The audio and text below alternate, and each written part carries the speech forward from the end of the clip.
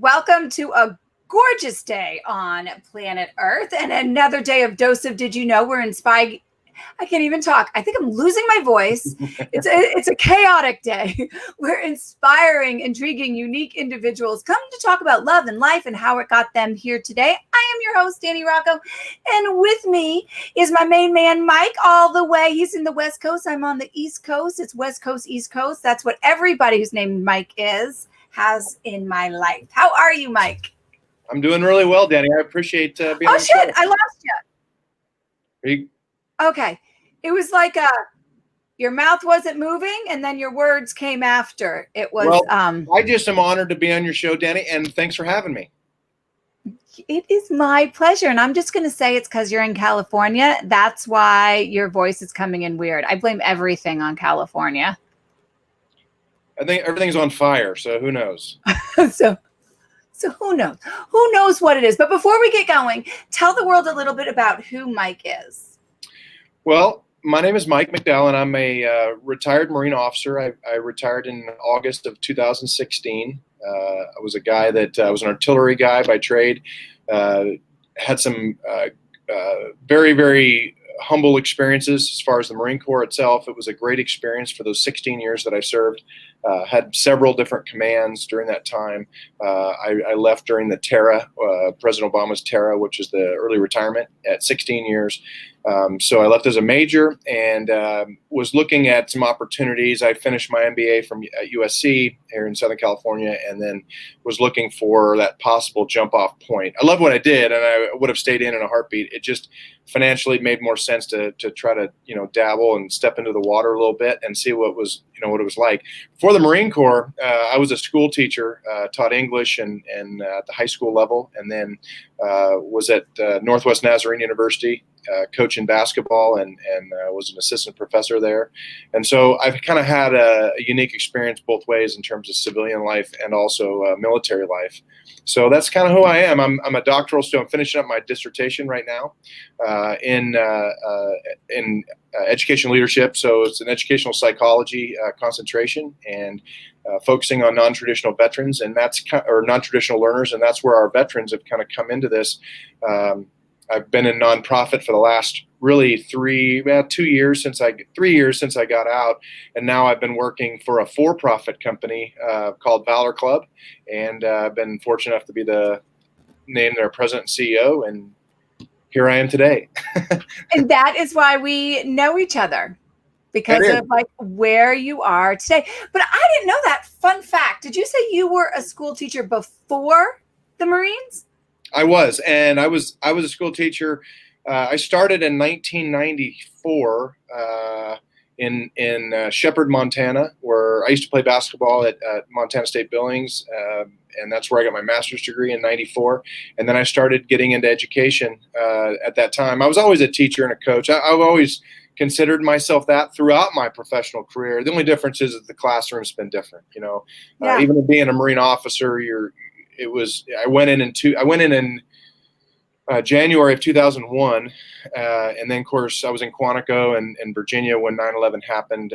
When the Pentagon was attacked, and then from there on, I basically deployed 6 different times for different commands over those 16 years, and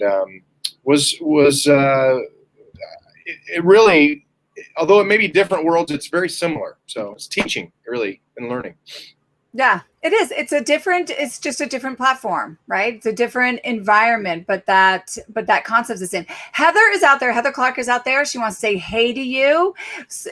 That's one of those small worlds where I know Heather here and I know Mike here. And then I think Heather and I were having a conversation. Was it Heather and I or you and I? I don't remember. Doesn't matter. But we're like, dude, we know each other like that. Small world. Well, it's very interesting because I've learned in this space, even, I have multiple, I have an education arena. I have, a military arena. I have these other networks. And then, of course, social media, as you know, came on. And then that became really the platform for a voice, right? Many people didn't have a voice. And so now it's been really kind of a cool thing to tie it all together, because if you're in it for the right reasons and you want to help people, and obviously, Danny, you and Heather both, are rock stars in that area, bringing people together. It really is a way to solve problems exponentially. And that's what I try to share with people. But there is a social responsibility to that too. You don't certainly want to burn bridges. I think a lot of younger people, the sooner they learn that, the better off they'll be. And I try to mentor that with the people I've had contact with. Well, I think we all need to mentor that, because I always say, thank God the internet was not around when I was growing up, because holy hot mess, that would be a Google search, right? Yeah. Well, that's a whole entire class you can teach at the higher ed level, in terms of moral responsibility. And young people, they just don't think about second, third order effects of behavior. And that's where. Did you when you were younger? I mean, were you forward thinking always? I was not. I'm a very passionate, in the moment, oh my gosh, let's do this. And then kind of step back later and be like, maybe that wasn't such a great choice. Like, I'm better now, obviously. Now I've matured. I've learned these lessons. But growing up, that was not my talent. Well, and that's again where context comes, right? In the education field and psychology, we talk about a schema. You have an experience that you have learned through good or bad things, most time bad, right? And then you bring those to the forefront to your children or to people you mentor. And unfortunately, they don't have that context, and so that gives you their learning curve is much steeper than yours. But we learned that through evidence-based research that that's learning, right? And I'm fascinated by that. I've always been fascinated by that. It's kind of what we're doing with the Valor Club and kind of why I'm here, kind of dumb luck. But, learning is, people think they know more than they really actually do. And that's kind of where I went with my dissertation. I've been focusing on the knowledge, motivation, and organizational influences of transition, right? For transitioning vets. What are those things? You may have all the knowledge in the world, but you're not intrinsically motivated. Maybe you're extrinsically motivated, for money or other types of things, but that's not long-standing, and we know that they'll lose that. So you can have all the knowledge in the world, but you're not the motivation. You're never going to get that done. So that becomes the gap, right? And so I did a gap analysis profile and really studied this thing with veterans. And but then there's also the organizational side. You can have all the knowledge in the world, you can have all the motivation, but if you don't have mental health therapists, for example, and Heather, obviously we talked about that, then that becomes the gap. So we, in nonprofit specifically, and I've been in it, made a lot of mistakes in nonprofit and leadership, but I always try to share that with people, because we have to, we can't waste resources. They're too valuable. Correct. And when you were talking about, the gaps and things like that, we function like, I always think of it like a circle. We have all of these aspects in our life that create this circle of it. And when one is like overpowering all the other, that circle doesn't flow so easily. And that's where the gaps come in. You have to realize that every aspect of your life, emotional, physical, career, financial, all of those things, they create a ripple effect within each other. I was just talking to someone yesterday, actually, and they're like, I never thought that how I was in my career, and she's a veteran, married to an active Marine, would ripple effect into all these aspects of my life. And I'm like, it's our energy of who we are. So I talk about it and think about it more virtually and spiritually, where you're more, you're like my brother. You're more analytical. You're the more analytical one. Put it on paper, do the research behind it. I'm more like, I get it, Mike. I can see it. And you're like 99%. But yeah, talk to me about how you got right now to where you are. Like, what is the Valor Club? Because all of that good stuff I just talked about and all of that stuff you talked about, you've kind of brought it into a reality, into a physical place. And how did you end up there? I always say everything's perfectly placed, right? It comes into our life. How did that happen? Well, that's where synchronicity comes in, right? Dumb luck, I guess, sometimes. Preparation meets opportunity. I've been fascinated, Danny, and you and I have talked about this a couple different times in various meetings, but I'm fascinated by why. Why do veterans struggle? And that's always been something. When I came out and had my experience trying to find a job, and again, as a Marine officer, an MBA from USC, I have a great network.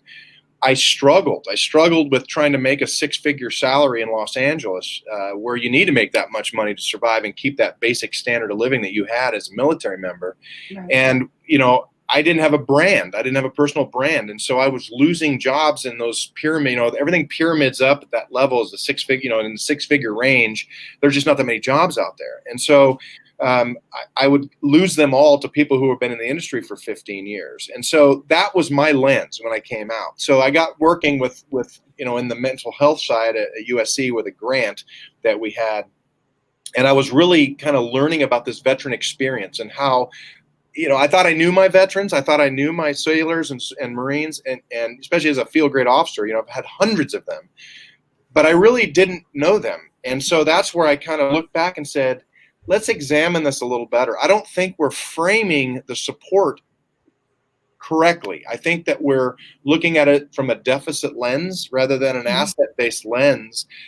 And then, we focus on, the suicide rate. It's extremely hard. It's 20 a day or some kind of statistic, which you can, by the way, skew either way. Most of those people are older than younger. But the fact remains, why are they committing suicide? We can go and put all these things on it, but in actuality, it's on the front end. It's finding purpose in your life, and that's where people have lost that. They've lost and been divorced of the community that they've been living in, whether it's 4 years or 40 years. The respective challenges are different, but they're the same, right? So if you have somebody that's been in for 4 years, what I found in my research was that when we grab them, particularly, because again, you got to frame the problem first before you talk about the solution. But I think that it's not about PTSD. I think there's PTSD for many, but we don't really know statistically where that is. We think it may be between 8% and 20%, that have PTSD. And I kept asking myself, why do they have PTSD if they haven't deployed? Short of military sexual trauma or something that happened during their time that was traumatic. But in actuality, many of these things happened before they joined. And so when you look at that problem frame, it kind of makes me think that in actuality, when we get these guys at 17 or 18, and I'm talking about first termers, they've never lived autonomously in the civilian sector. And so that's where I think that by us examining that, we immediately put them on the yellow footprints. For example, with your son, he's transformed during those 13, 14 weeks. Plus he goes to his MOS school, and then he's not even in a fleet yet, and then he comes back and he's got a different language. He's got a different behavioral pattern that he does verbally and non-verbally. He's more stoic. He's more calculated. He's a thinker, and those are the things that we impress upon our young people as they go through the boot camp experience. So when they have that and they go in there for 4 years, this is a socialized system they go into. They don't make any decisions. The decisions they make are very, very low level. And so, but that makes them great Marines, right? And they're doers and they're team players and they're goal setters and they're all these things. But the problem is they've never been functional. Their functionality of personal finance. They get paid twice a month, whether or not they do well or not. Right? They're going to get paid. Right. They're living in a nice place that's safe. As inherently dangerous as our business is, it's very stable.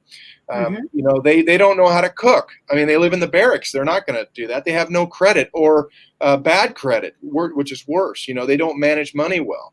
So I think by framing that, that's what led us to come into the Valor Club in terms of the concept, because it's not about just building housing. It's not just about helping. We got 45,000 nonprofits in the space. Clearly, there's no shortage of people doing good work, but why there's still people on the street, and they're homeless. Well, this whole concept I love, because I've always said the Marines are amazing at creating Marines. I saw my son transform. I saw him leave my home, right? Leave that and come back this complete man. But then when coming out, there is that the intensity that's put in the beginning is not necessarily put in at the end for whatever reason is. There's no blame there. It's just the fact of it. So having a place, right, where puts that gives them the skills to kind of go back into society. Because, you know, my son was just one term, his body shut down, basically couldn't do it anymore, right? And that left a whole other concept for him, emotional, you know, failure and all of this stuff. But just communicating with people after, you know, he's like, he did not communicate, like you said, he did not communicate the same way. So when he came back here, he was like, who are these little, you know, jamokes? And they look at me like I'm the weird one, and I'm looking at them like, what is wrong with you? Why haven't you lived? So, you know, and I also believe it's not my place as a mother to go back and mother him like I did before. He is a man now. You know, I will always be his mom, but I'm not going to say, I don't know, it's a little different, my concepts. We can go into that at a different time. But there needs that place where he can continue on to be a man, but a man as a veteran instead of a man as a Marine. Well, and that's the transformation back. You know, we transform them into the society, and then there's nothing on the back end, right, to get that back into. So what I focused on specifically in my work, my doctoral work, was social services and your ability to receive those. Are they willing to do that, right? And that could be everything: mental health, physical health. That could be unresolved legal issues, employment support, whatever that is. And the next one I talked about specifically was access to benefits. You know, their education benefits, their housing benefits, all the other stuff. Do they have that accessibility? The next one was, do they understand what meaningful employment is? And then the last one is, what, as far as cultural competency, there's a cultural competence that comes back, and your son on the back end didn't have that period of time. You know, the TAP program, which is a governmental program, transition assistance, it's fair to partly cloudy in terms of, you know, in terms of evidence-based success, right? We don't really know. First of all, we really can't even measure it, because how will they measure it until they go out into the, you know, into the field work to do their stuff? So they don't have a context. So for me, when I was asking these, I had, you know, 100 and almost 200 people I've surveyed or interviewed. That's the constant theme, is the TAP program doesn't do, it's an employment-based program run by the Department of Labor. It's not run by the DOD. And so 3 days or DOL stuff, you know, stuff, which again is good stuff. But if you don't have a context, you know, in terms of autonomous living as a civilian, this is a whole different language. And so you don't even know the questions to ask. And it's done in a week. It's not enough time. And so we want to focus specifically on the residential side, because that seems to be the linchpin, at least from my research, that they need safe housing. If you're living in your car, and I've shared this with you, with your daughter or son, and you're living in your car in Los Angeles, mental health and, you know, other things you need to function is not even on your first list. I mean, it's literally down on number 8 on the priority list. So for you, you're just trying to get through the night. So that's the goal of us at the Valor Club, is we want to create this transitional program that allows you to come in at affordable rates. Okay, these are below market rate housing numbers. So what we're doing is, for people that they understand, the Valor Club is, we bought 200 acres of property that we've had master zoned and for commercial residential, and we're building a campus. The campus will have 1,400 units of multifamily and single family homes on this facility, but it's going to be somewhere that you go, and it's also for veterans, for veterans and their spouses and dependents. So it's not that they've served too, as much as they may not have put their hand in the air, but they did that time. So we want to be able to bring them in affordably, but they have to be in an academic program. They have to choose something that they want to build out on a career. We don't care what it is. We're going to link them to schools, you know, colleges, universities, trade colleges. We have all these partners already. In San Antonio, we were trying to do this in LA, but LA would probably take 4 years to zone it. You know, San Antonio was a place where, they're asking, well, how long will it take you to build it? You know, that's their mindset at Military USA, City USA. So they also have something specifically that we don't have, at least in California, and that's manufacturing. They have all these companies that have massed over there. In fact, Toyota, which is a big company in Carson, down here in Los Angeles, they moved to Austin, and now they just built a $391 million Tacoma Tundra factory in San Antonio. But these people are begging; these companies are begging for workers. They're expecting.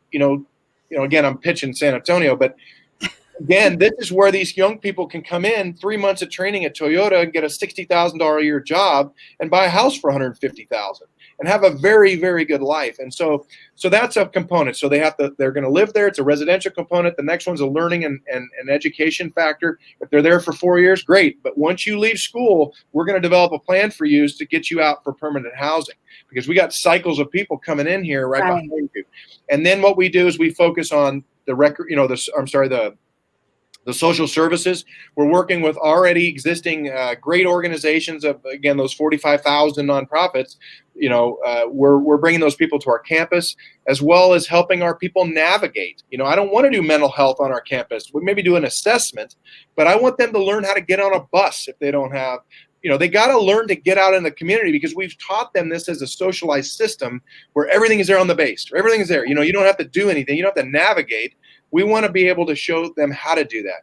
And then there's a recreation component. It's going to be on a golf course. We're building a fitness center, and again, it'll be tied in with our education center, an amphitheater, conference center. We want this to be a community for not just for the veterans, but also the community, to bring them on so they can build their network, because they don't have a network.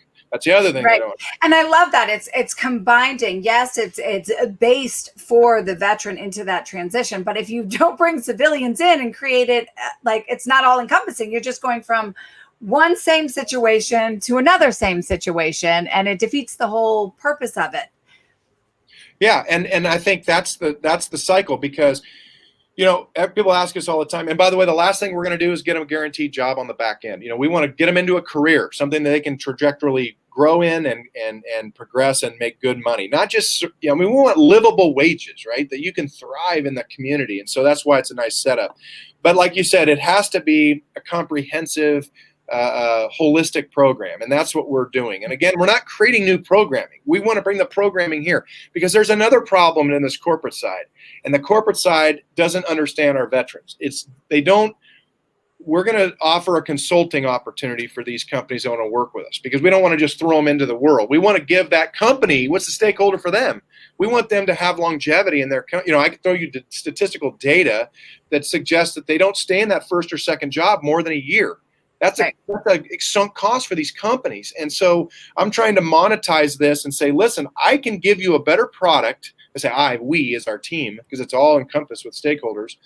And then we want to be able to educate them. You're going to do your thing, but we're also going to show them how to survive and thrive in the civilian community under non-pressured environments, right? Because that's how you learn.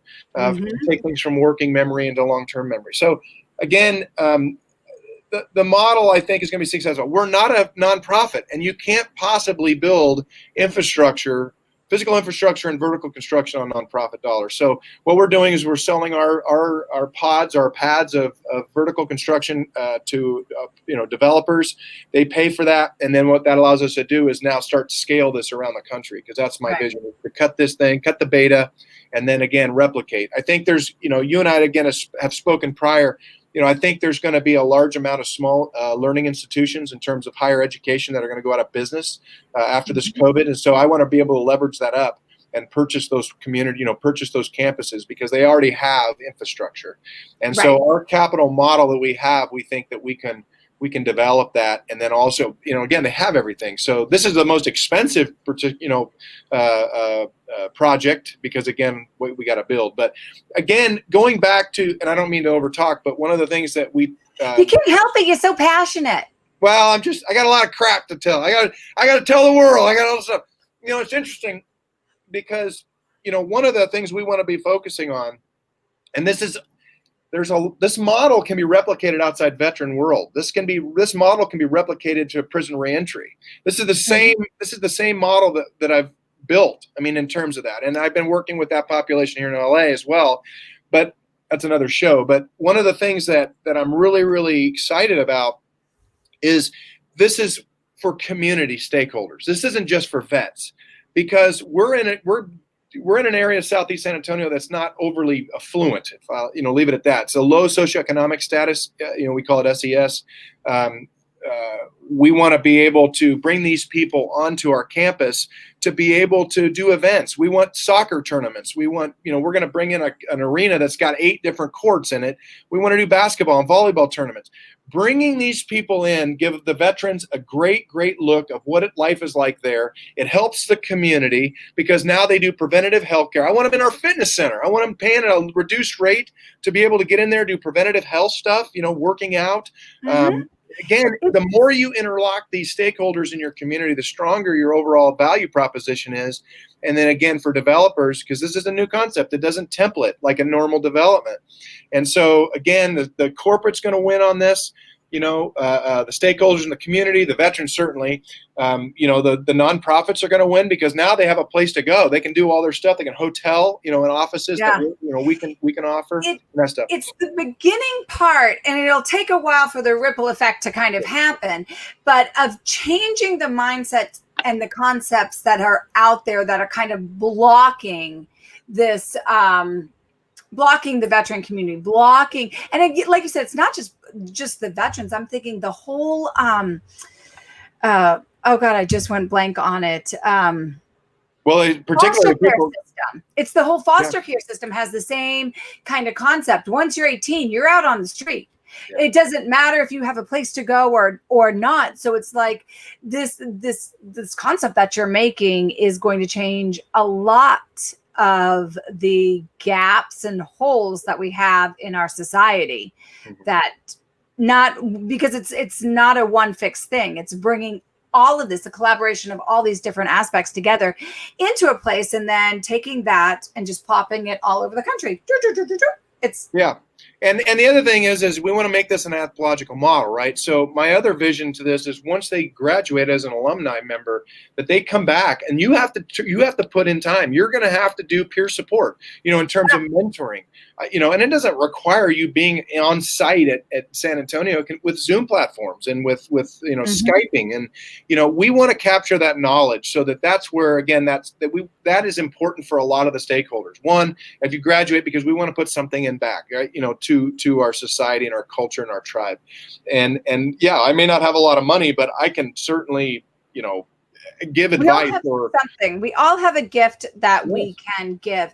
And it helps also break the concept of I'm owed this, give me this. This is what I need. Because there are some people, it doesn't matter what you've done in the past or who you are, that have that concept that you are owed this. It's your right. Nobody's owed anything, frankly, in my world. So having them have a little skin in the game, morally, so to speak, is important of changing that whole mindset that's going on in the country.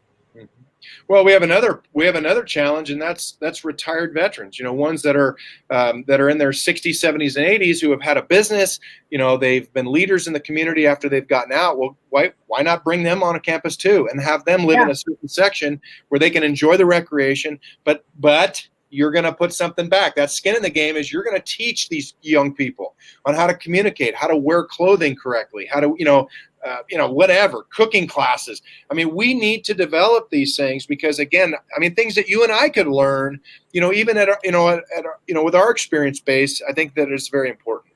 Oh, it's like mass generational living. I love it. Up until recently, that is how my whole family was.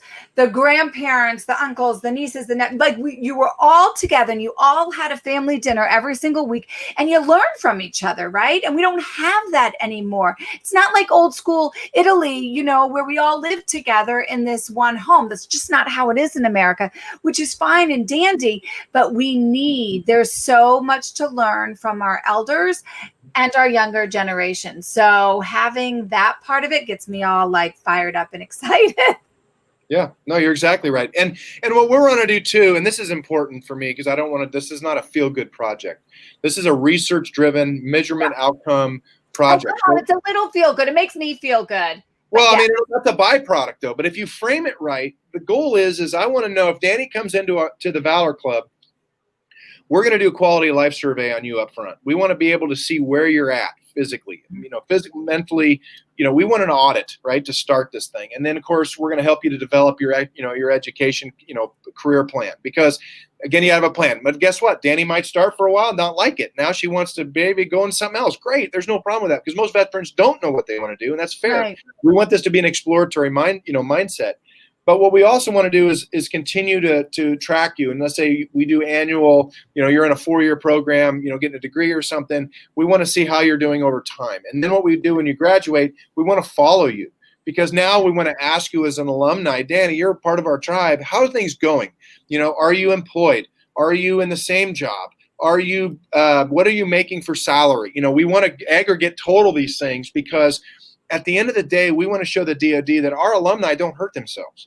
Right. They're highly engaged in various things in the community. They're taxpayers, they're leaders, they're elected leaders, they're people who are doing anthropological stuff in terms of nonprofit development, because that's the thing that's missing. And if we can show our data for a workable solution, I plan on going back to DoD with this and saying, listen, DoD is never going to get this right for the trend. It's just not. Department of Labor, God bless them. They're trying to do the right thing, but the problem is it's not an individualistic approach. It's a mass approach. And so that 1 week isn't enough. It's cognitive overload. We say in educational psychology, they're not getting all their stuff. And if you haven't, there's not even an assessment at the end of it. How do you know they've even been listening? Create change and evolve a concept if there isn't that kind of end piece. Where are you 5 years from now? You're not going to know what works. You're not going to know what doesn't work if you don't have that end piece. So I love how you can nerd out with all of your, whatever you do. Well, I mean, that's what you do. I don't. Yeah, do whatever. And I don't even know what that is. I make stuff up. It's MSU, right? Make stuff up. It's supposed to be something else, but we always say, hey, that's MSU right there. But it's interesting, because that's the data analytics are hard to get. I mean, the way we have the DoD set up right now, the DoD doesn't even know where these veterans live. I mean, once they get their DD-214 and go, I mean, unless they're signed up with VA, they don't even know where they live. I got 5,000 homeless vets in this county of Los Angeles. As a veteran commissioner, that pains me for a lot of different reasons. And one, how do you get logistics to these people, right? I mean, if they're not signed up somewhere, I mean, California has a driver's license sign up where you pay $30 to have your name in a system. That's how they track you. But really, how do they know, especially with census data, if they don't, so that's a problem. That's why I want that database. I want to be able to show them, listen, the only way we're solving this problem with our veterans, as well as any other group we talked about, prison reentry, people who are retired, those kind of things, is if we do a public-private partnership, a P3 we call it. And the P3 is the right answer, because the government's never going to get this right. It's too big. It's too big. It's too bulky. It doesn't innovate enough. And guess what? The Valor Club in a year or 2 or 3 may be much different than it is when we start, because we're going to listen to the clients. We're going to listen to the members and say, what do you need? What's that?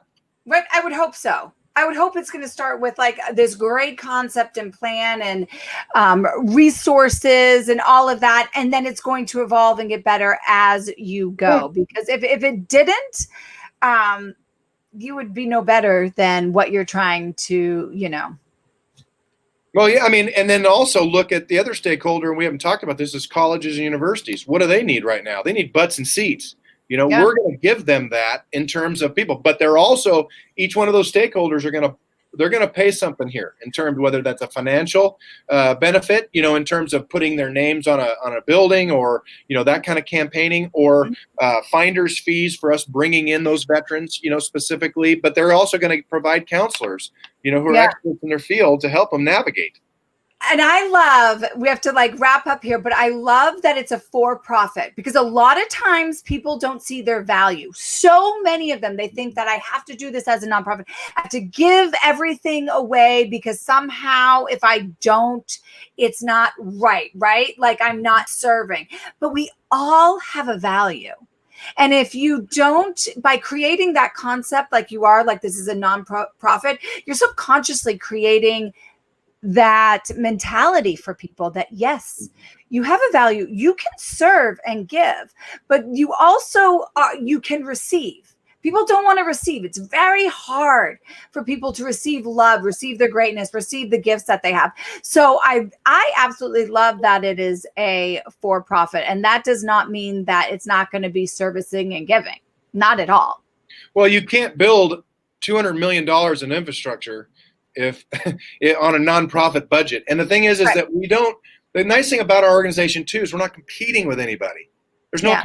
We want to help you make your mission. That's the whole point. And we want to help the nonprofits make mission. We're going to bring people to our site. They don't have to jump around all over the place. They can come to the campus and do their services there. You know, Right. we want to bring in banking units, you know, for a bank to come onto our campus. You know, to be able to do financial management. Everything is in a training venue in terms of the environment. And again, you know, knowing what I know and leading it the way I'm going to lead it, I want this to be very, very individualized and, you know, in approach, and really highlight non-traditional learners. And I think that we can really do a great thing at the end and see a lot of success. Even if we move the needle 50%, it's still better than zero. And Exactly. I'm very confident we can do that.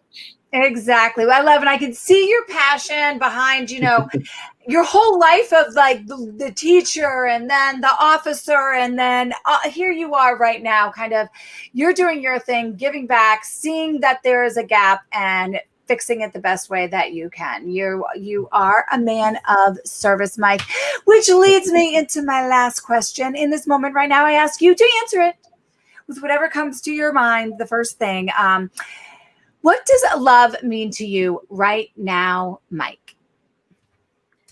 What does love mean to me right now? Yes. Unconditional agape love, like a parent has for a child. So no matter how bad or good that child is, they're loved unconditionally. And that's what that means to me right now. I love it. Sums you up in a little nutshell.